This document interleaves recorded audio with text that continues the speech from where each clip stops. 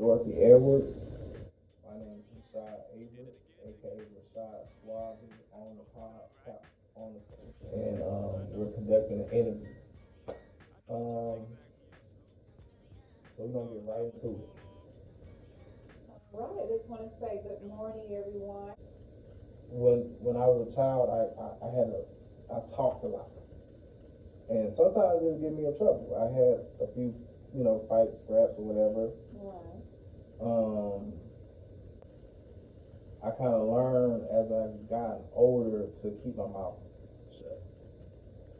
Uh, Okay. I have a question. Okay. mhm. You said you used to be a bully. Yeah. What made you want to be a bully? Have someone ever bullied you in your past or did some harm to you? No. I think it was natural for me to be a bully. That was like my what you call organic self. Uh, but it wasn't me per se, kind of sort of speak. Um, but that yeah, it was my organic self. Yeah, being a bully. Yeah. Okay. I have another question. What food do you like to eat? I know I like a variety of food, but Mhm. what is your food that you like to eat? I will say this: I do not like to eat bread currently. Oh, I okay. don't like to eat bread currently. Because I want to lose a little bit of weight. I think the difference in the Bible between bread and manna. Um, I'm gonna go against the grain and say that bread isn't healthy for you because it clogs your arteries. Okay, because I know in the Bible, people was drinking water and eating bread. So, Mm-hmm. Fish and bread. yeah, fish and bread. Yes. So, I know you said it's not healthy to Mhm. just eat a lot of bread and you Mhm. can pick up weight. So, I do Mhm. understand that. But I love bread. Mhm. I love it. Mhm. And it can do some good and it can do some harm. So, I'm with you on that. Yes. Anything over consumed Mm-hmm. is bad, even if it's fruit. Can have our fruit. Stick with me now. Okay. Okay, so water, right? Mm-hmm. We drink a lot of water. Now, I know this happens to me. I don't know if it happens to everybody else. But biologically, you drink a lot of water. We have natural bacteria in our bodies, right? Right. It flushes the good bacteria. It flushes bad, but it also flushes the good bacteria out of your body too. You Okay. know that? I did, yeah. Yeah. Uh-huh. Cold water. Cold water is not good for you. I heard that a lot too. Cold water is not good. But I love my cold water, but it's really not good for It's you. not. Luke water. Mm-hmm. Yeah, it's good. Lukewarm. Yeah, Yep. I heard that before. Room temperature. Yes, Mm-hmm. room temperature is the best water, but I Mm-hmm. gotta have my ice and Yeah. I gotta have my cold water, but Yeah. you're right. In moderation. Right. Mm-hmm. All right. What does early bird gets the worm first represent to you? Just like we're conducting this interview right now, it is, I want to say 9:30. Mm-hmm. We, you guys haven't been here. We've been having a conversation for literally an hour. Right. Rehearsing, not even rehearsing, just bouncing ideas off of each other. Um, I'm not trying to toot my own horn. I went to work last night at 10 o'clock. Uh, I started my little side hustle at 1 p.m. Lyft. I started Lyft at 1 p.m. yesterday. I haven't been asleep. I've been working from 1 took a little break at 8, clocked in at 10, worked from 10 to 6:30. Oh my goodness. Oh my goodness. I watched a little video in my car. Watching it in my little box. I got distracted a little bit. Oh, it's 7 something. Oh, let me go ahead and take a shower. Right. Get fresh, get my mind back right. So Miss Dorothy doesn't know this, but I was in my mind. I'm rehearsing. I'm getting everything prepared and stuff like that. And and then Miss Dorothy was like, she never heard of the worm part. Never heard of the worm. I heard of the early bird, but not the worm. Not the worm.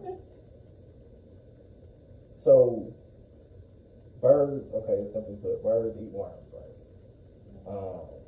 But early bird gets the worm first represents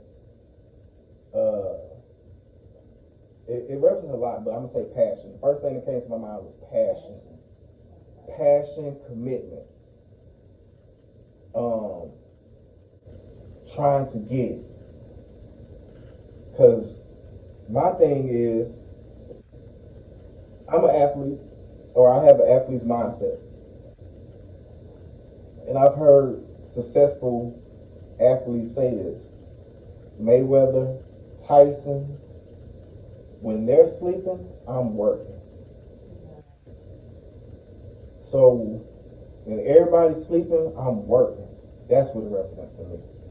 That is great, because you're getting it done while everybody's sleeping. Right. You're putting your best feet forward to make it happen and to get successful and to follow your dreams. So that's great. Yes. And Rashad, how do you not get a job in the penal system? Penal system, and you are college educated. So what I've been told, and I've been out here, for the past 2 years, I applied 3 times at Harrison County jail system. The first time they said it was hand tattoos. The second time, and I'm talking to everybody, I've been telling everybody I want to work in the jail system. I wanted to volunteer, whatever I can do to be in the jail system, and I just want to talk to those people that's incarcerated. Right. They wouldn't allow me to go in there. First off, they wouldn't allow me to go in there after they said that I couldn't work with them. I tried to go there as a volunteer. Then the second go around, they said they kind of changed their criteria in regard to tattoos, hand tattoos, visible. First they said hand tattoos, then they went to visible tattoos. Third time, they said it was a background issue. To me, I think, I'm not trying to be racist or anything, but I think that's discrimination. Right. Discrimination. Right. Okay, what is your, did you get a bachelor's or associate degree? Bachelor. You know what? I'm in the same boat, because I also have a bachelor's degree, and I graduated. I was in the 2000, and it was difficult for me. I had my own business back in Memphis, but when COVID hit, that kind of went a different direction. And it's a lot of people today got their degree. It's not, and they not even working in their field, and they having a difficult time today, like we are having. So it seems like to me being college educated is really not good enough. So what more do they want? Certifications and make it more difficult. Right. Can I be honest? Can I be honest real quick? Go ahead. I feel like they're making it harder for black people. Right. I feel the same way. And a prime example is, and I don't, the place that I work at, I appreciate them for giving me an opportunity, but they created different jobs for people that's not of color, and these jobs will pop out of nowhere, right? That we don't know about. Right. Mm-hmm. You know what I'm saying? Advocates, maybe counselors, whatever it is. We can have the college credits, the college degrees, the experience, but now all of a sudden we have to have certification. Right. It's always a barrier. It's always a barrier. Yeah. It's always a barrier. So, Mm-hmm. you know, like the system is not set up for people of color, Mm-hmm. and I totally agree with you. And you see the brigade Right. between penal system, Mm-hmm. work system, Right. all under the same system. So what it really comes down to is who you know that can get you in. Yes. You know, it's who you know that can get you in. Yeah. And you know, and that's, I mean, it's good, but then it's bad too, because being a person of color, you know, the way the world is today, you know, mostly white people benefit from that.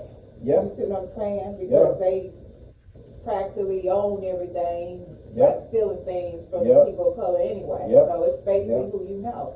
And it's blatant. Yeah. It's blatant. And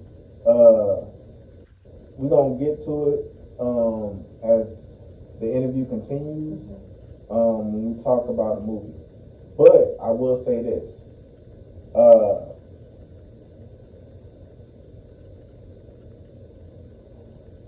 When you look at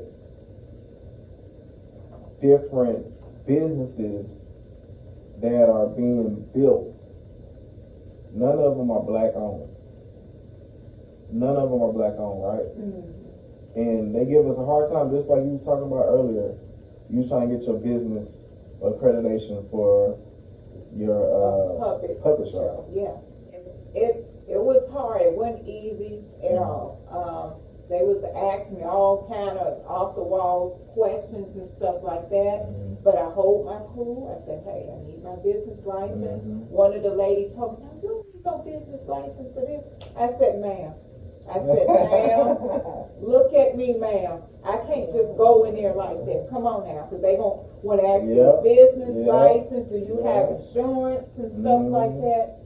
And you know, she got quiet. She said, okay, but you still, you know, don't need it. But you know, thank God that everything worked out with that. So I do have my business license and my insurance. Yes. I did want to take a pause because this video is to empower people of color, and I didn't say this in the beginning of the video, but this is to empower people, instill wisdom, uplift, and also tell the truth. Right. It's not about me. It's not about Miss Dorothy. It's about not only bouncing ideas off each other, learning. And we're gonna get to the juicy part because I know y'all want to hear about relationships too. But this is educational, and I want to say like a master class. They like to say master class. This is a master class. If you really pay attention, just like people try to find nuggets, we trying to divulge or give out nuggets in an inspirational way. I just want to say that. Right. Rashad, I have another question for you. Yes, ma'am. Talk about your time in Mississippi. Oh, wow. It don't have to be necessarily Biloxi. Just it can be on the outskirts of Mississippi. Just talk about a time in Mississippi that you want us to know about. Was it good or was it bad or was it a learning experience? It started off pretty good. It started off pretty good, and then it has this roller coasters, ups and downs. Um, and I feel like a lot of times people leave with their most recent interactions, right? Their most recent memories. I've had a good time in Mississippi. I've lived in Bay St. Louis. I lived here in Biloxi for the past 3-4 years. Backstory real quick, how me and Miss Dorothy met. We worked at the same place, right? That's right. Bright woman. Bright woman. She's an inspiration to me because she empowered me to open my doors to my coworkers, and we was cool. We was friends. We hung out. We had we call it kickbacks here and stuff like that, and it was fun. You know what I'm saying? And stuff happened, unforeseen circumstances. So, like, the beginning was good, and the ending is tapering off. You know what I'm saying? And it's like it's fading into the sunset. But I don't want to say anything negative about Mississippi. People that I've met here, my neighbors in Mississippi, they moved to different states because they felt they had better opportunities. I will say this: the type of person that I am, I feel like I'm a big fish in a small pond. If you get what I'm saying. So I feel like if you dig deep enough, you'll be able to find opportunities out there. Yeah. And the analogy to sports, because I'm a sports fanatic, is hustling. I've always been a hustler. My dad is a hustler. I'm a hustler. And my mom is a hustler. And I try to surround myself around hustlers. But I feel like I conquered. And I accomplished what I need to accomplish no matter what circumstances that I leave Mississippi with. I came, I saw, I said what I said I was set out to do, and I said what I was going to do. I did it. Now it's time for me to move on. That's great, Rashad. It's so many people that I know, they said they wouldn't come in Mississippi. Mm-hmm. So I'm like, what is the reason? Oh, it's the police mentality out here is horrible. Mississippi ain't like this and like that. Why do you think so many people, especially males, afraid to move to Mississippi? Some of them just that don't even want to travel to Mississippi. I get a lot of that too. Mm-hmm. But why do you think they feel that way?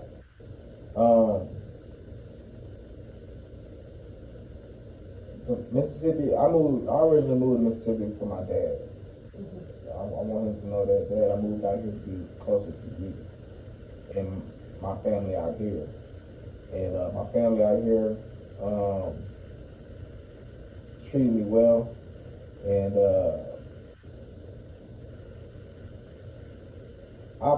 I haven't been all around Mississippi, but the thing out here is it's country.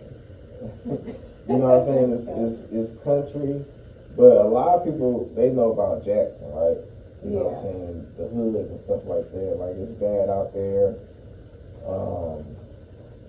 And the jail system, of course. I keep bringing up Jay-Z, but Jay-Z and Yo Gotti, it was so bad. The jail, people was being treated like it was being treated so bad in jail that it became like a national story or something like that. Jay-Z and Yo Gotti intervened, and it was like published. It was published in I forget which newspaper, but you can research it online. Okay. It was that bad. Okay. It it was like the water system, sewer system stuff, rats in the food, all this crazy stuff. And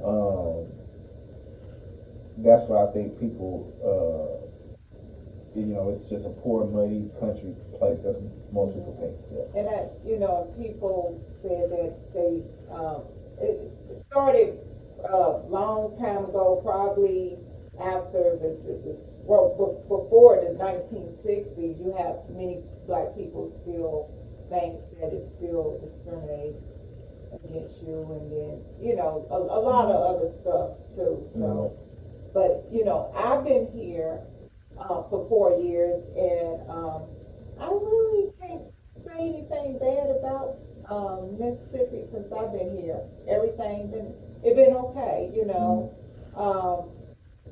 I moved from Memphis, and I'm here now. I do miss Memphis, but I don't want to move back to Memphis. I think that I'm doing much better here than I was doing in Memphis. So I could say Mississippi been okay with me. Okay. So it's just a decent place to live. Okay. Real quick, Uh-huh. I'm gonna take a intermission to make sure that the video is still. All right. What is your beef with Charlemagne the God and false prophet?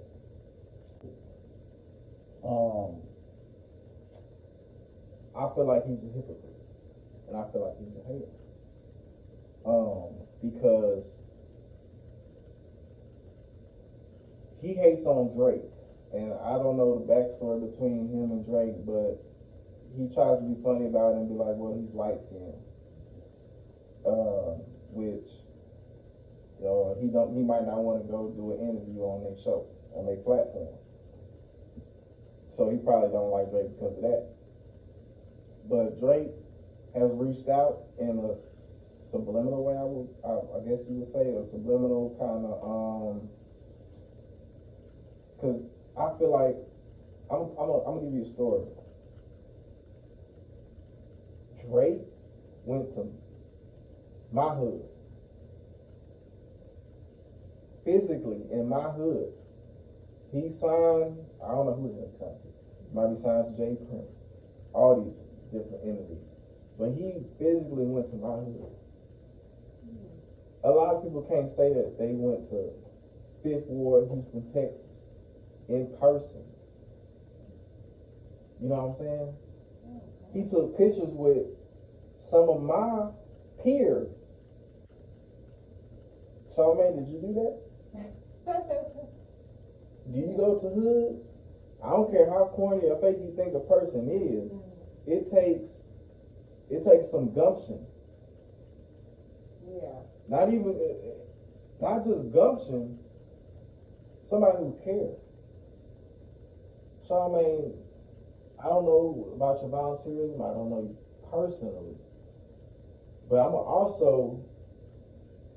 gonna double down on why I say he's a hypocrite. Okay. Because he gave Donkey of the Day. He gave Donkey of the Day to Drake for, suing Kendrick Lamar. Why didn't you acknowledge? Because you're a Kamala fan, you're a Kamala Harris fan. I don't fault you for that. But Joe Biden reneged on what he said. He pretty much lied. Do you think all of them lie in politics? Of course. What they gonna do and then they don't do it? Yes. Joe Biden lied and said he was not gonna pardon his son if he got found guilty, for his situation. Right. He said that. Did you hear that? Did you hear about that? I didn't hear about that. No, I didn't. I didn't hear about that. You know why? Because we okay with what they do. Okay. We okay with it. Hey, it's just a small story. Right.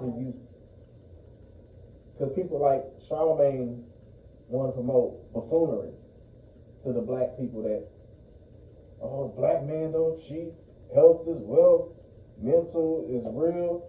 You a cornball. Right. Because you should have gave Donkey of the Day to Joe Biden for lying. And the reason why Joe Biden was so confident that he wasn't going to give a pardon to his son because he felt that the system wasn't going to find him guilty. But in order to smite people of ignorance, they found him guilty and he pardoned him. Can we even think about that? Can we? Yeah, even... that's a lot. That's a lot to think about. It is. It's a lot to think about. Can we? I mean, am I overthinking? No, you're not overthinking. It really wakes up your mind. It has you thinking. So no, I don't think you're overthinking. Right. Right. Okay. What is your thought about marriage today versus back then? I did a video with my grandmother, and things were so simple back in the day. If you look at the different cultures, and I've talked to my dad about this not too long ago. You think about Hispanics, you think about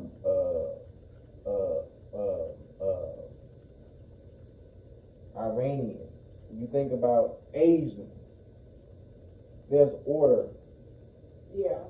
There's order in their relationships, even though they still do I'm pretty sure they still do the bride price. Okay. I don't know if y'all heard that. They still do the bride price. Okay. Where the parents arrange the marriage for their children. Essentially, the bride price is when the daughter is married to somebody's son, and in exchange for that, of course, they give them whatever, goods, money, whatever. But anyways, there's order. So I noticed you didn't say nothing about black marriage. Right. Or so you don't think black people marriage in order? No, not no more. It's about money, it's about flashiness, and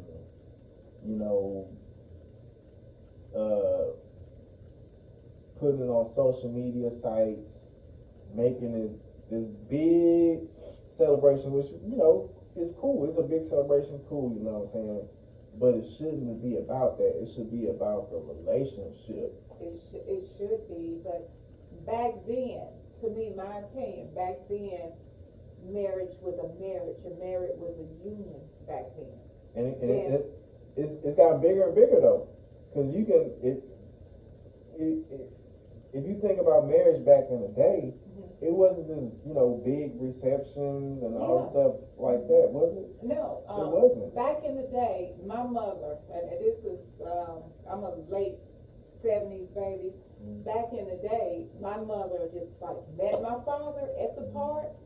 They got married. Around about a month after they got married, and they've been married almost 30 years. They not here with me now, but they've been married for a long time. Now, today, when you get married, the people want to spend thousands of dollars on the marriage and get divorced within that following year. Yeah.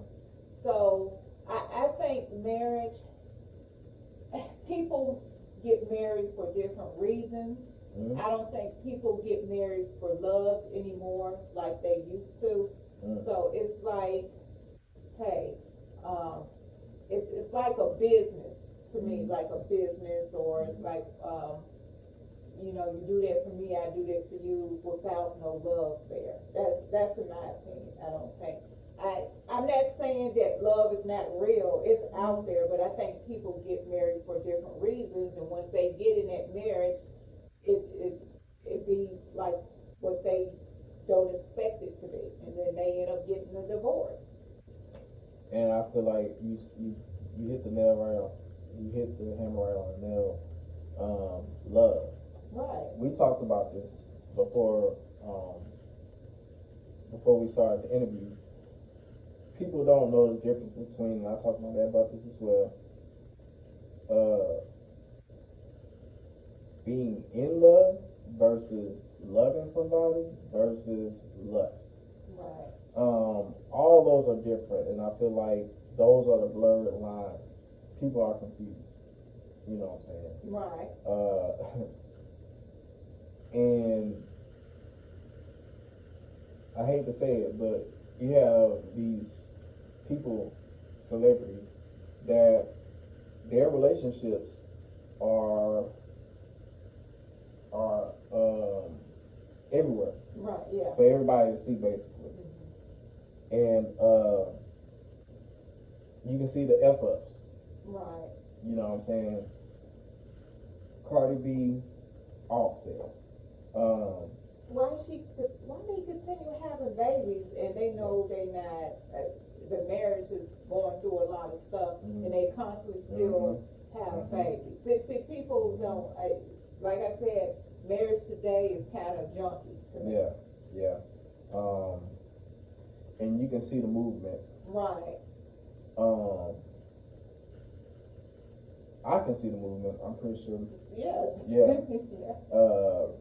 Because it's on social media how the woman should conduct themselves. Not just and I put this. I don't know if I put this in the book teaser.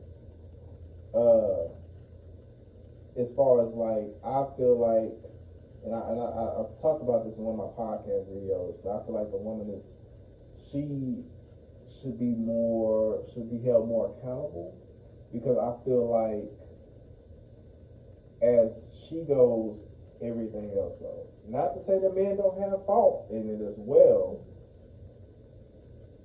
but you see they embracing it, and we are all programmed to think that women are smarter than men. Smarter versus mature. You know what I'm saying? Right. I feel like men are more mature. Women might be smarter, but men are more mature. So not that to say that we don't have faults in it, because if you think about it, of course, women, little girls and stuff like that, they have aspirations of marriage before men even can advocate being in a relationship. Not advocate, but think about being in a relationship. Girls know this way ahead of time. But, and we play a role in that because we don't know any better. Right. And I have a question. Do you think men should make all the decision in a marriage? No. Who said that it always have to be a man leading? True, but some men think they should lead. But I'm gonna cut you off. Oh, that's okay. But I've heard instances where the man goes to work, brings the home money, gives it to his wife. Back in the day, giving money to his wife, and the wife handles. So I don't know if that's rare or not, but just for me personally, you know, if a woman conducts herself business wise, she and I can tell that she's a business and she's a leader, I don't mind falling back, because I know I'm comfortable who I am. Okay. So you don't mind the woman being a breadwinner? No, because I know I'm gonna handle my business. Okay. Because I know most married men, not just married men, single men, they have a problem with a woman being the breadwinner in a household. What I'm gonna say to that is pride. Pride. Maybe you can tell me more about what the Bible says about pride. You know what I'm saying? Pride kills. Right. And some men don't think, we act. And that's going to be another teaser to another question. Something dealing with self-control. Well, describe your early life. Ooh. Early life, like childhood up to now. Describe how your life been back in your early days? Football. Football. When you was little? Yeah, football. Football. Everything football. Sports period. Right. I was pretty decent, and I was real good, and I had a pretty decent upbringing as a child. I was single parent household for majority of my life. You said single parent, talking about Mom. Your mom? Mom, Okay. yeah, we had our ups and downs, stayed in shelters, and but she made sure that we had what we needed. We was different and wasn't afraid to be different. We was wearing Skechers when Skechers wasn't popular. We was wearing fat forms, you know what I'm saying, and I was still styling. I didn't really, Styling and profiling. Styling and profiling. You know what I'm saying? And we had fun, and Do you regret anything back in your early life? I think about this all the time, and I'm pretty sure a lot of people think about the regret thing all the time. And I ask people because we have to ask each other metaphorically for forgiveness. Because God speaks through auto-suggestion. So, I might be talking to you, but I'm pleasing to God. Okay. You know what I'm saying? Right. God might be talking to you to talk to me. Right. You know what I'm saying? So, this is his arena, whether we realize it or not. We're vessels, we're instruments. Mm-hmm. You know what I'm saying? Right. When we sing in the shower, when we sing it in the car, Right. when we pray, even though we might not think that he's listening, maybe we might not see him physically, but this is a plea for heaven. Right. This is our plea for heaven. That's right. What we do out here. But the most important thing is honored out there and having a foundation to stand on. Now, you ever been to college? Yes, I have. What happened in college?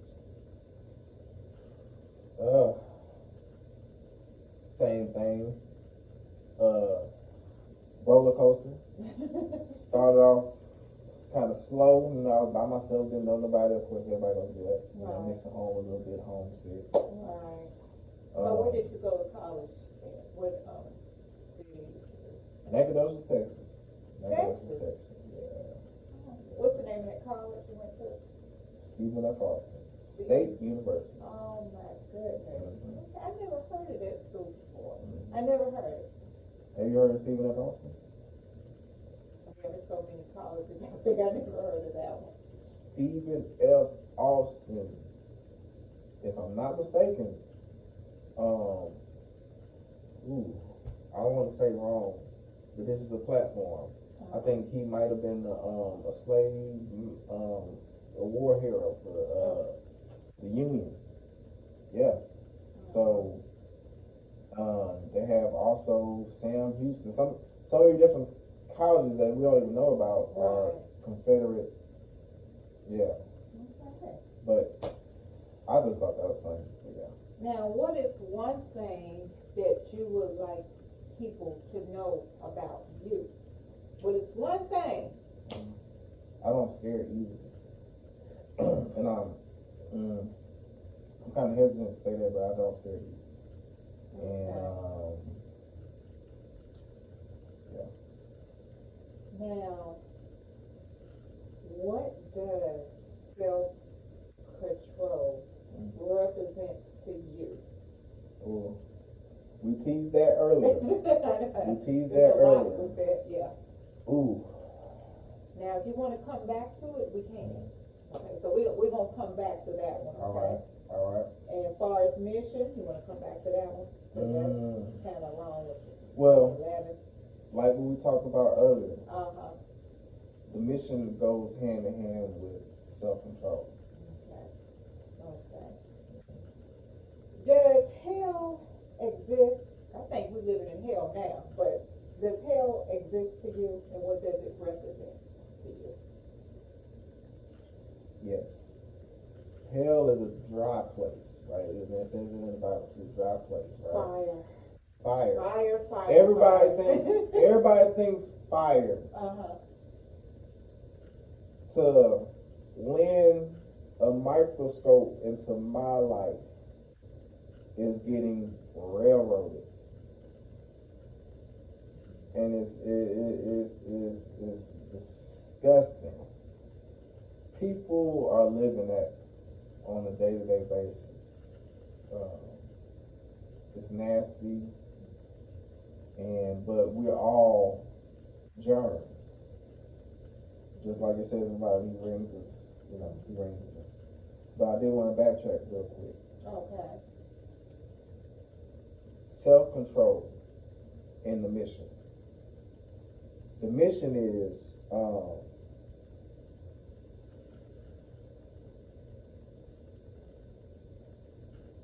to withhold oneself, right? What we talked about before. Yeah. Is to withhold oneself, right? Right. So what does that mean? Practicing abstinence. You don't have to necessarily, whatever your preference is, abstaining from sexual activities, fasting, in whatever type of way, abstaining. Self-control is what God wants to see. Right. That is true. Mm-hmm. But self-control, that's very hard Mm-hmm. when it comes to different situations. Mm-hmm. Like, we have self-control now. And that was the teaser for pride. Right. Self-control and pride go hand in hand. Because men, we are taught a lot of times to react. Right. We react before we just take a second deep breath. And some people, it's harder for some people than it is for others. Yeah. So that it's like self-control is, everybody wants it, but sometimes you can get in different situations that you lose your self-control. Mm-hmm. You know, so it can represent a lot.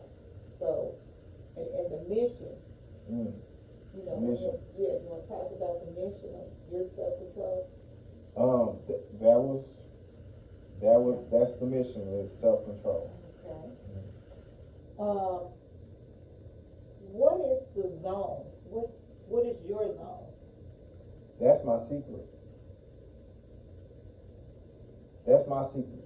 The zone is what we discussed earlier. Mm-hmm. Is when you have tunnel vision, but I reference Twilight Zone. It's a place. It's a specific place that you get in when you focus, and all these questions coincide with each other. Early bird gets the worm first. Mission. All this is focus. What we doing right here is focusing on building blocks. You talked about being in the zone earlier. You said, right. I'm in the zone. Yeah. And sometimes we can get to external powers to where it's like, don't even realize we in the zone. That's true. You know what I'm saying? That's true. We are in the zone right now because we're talking about topics. And it goes a little bit deeper as far as like vibrations. Mm-hmm. I also like to talk about the universal law, vibration, bouncing ideas off each other, right? Right. You know what I'm saying? Go a little deeper. planets crashing into each other, forming planets. So the mission, right? We was talking about the mission. Mm-hmm. Yeah. So that's the mission. Now the zone. Oh, the zone. I'm sorry. Do The zone. do you get in your zone every day or just every so often? Now, if you can answer that question. Yeah. I try to get into the zone, Mm-hmm. and I try to maintain the zone. Okay. Yeah. Because for me, I try to get in my zone every day. Mm-hmm. Every day, whether people like it or not. Because Mm-hmm. most people think, oh, you in your zone. They think, oh, you trying to be this, trying to be better than everybody, and that giving me this attention and stuff. But when you in your zone, that's your peace. That's your focus. Mm-hmm. You know, that's you. Mm-hmm. You know, because you relaxing your mind and you focusing on what you want to focus on. Mm-hmm. So I try to stay in my zone every day with every chance I get. Mm-hmm. Every chance I get, I try to be in my zone. Yeah. Mm-hmm. And I wanted to piggyback off of that Mm-hmm. and say we gotta understand our strengths from our weaknesses, right? Right. So my weaknesses is energy, stamina. I've had trouble since college, all the way to now with my energy. God heard that. Right. I was allotted, just like you can be allotted money, just like you can be allotted time. I was allotted energy. I'm always had trouble with my stamina. Mm-hmm. You know, when you're a kid, you don't think about that stuff. When you're youth, you don't think about that stuff. You can burn the midnight oil, you can go all night, whatever. But I've struggled with my energy now that I realize what my weaknesses is. I've been allotted some energy right now. Right. The zone is a metaphor for what you're trying to accomplish. That's right. That's right. It's a metaphor for That's right. That is so true, Mr. Rashad. Mm-hmm. They said men's in black. Men in black. Men in black. Kill little white girl. Mm-hmm. Scene. Mm-hmm. Can you explain to me what that means? Men in black, right? That kills little white girls. Well, I would assume everybody has seen Men in Black. For those who have not seen Men in Black, when Will Smith's character kills the white girl, he's in training to become part of the organization Men in Black. So in this training, they have the shooting scene in the movie where these different monsters and characters, and it's depicted as it's dark outside, it's in the street, and these characters pop up and you're supposed to kill the monster. In the middle of that is a white girl, a little white girl. Okay. So he shoots her, and then everybody's like, and then the people that's conducting the training like, why did you shoot her? He's like, man, Will Smith character. He's like, man, little white girl at night, you know what I'm saying? They would seem kind of suspicious. Yeah. Suspicious. Woo, woo.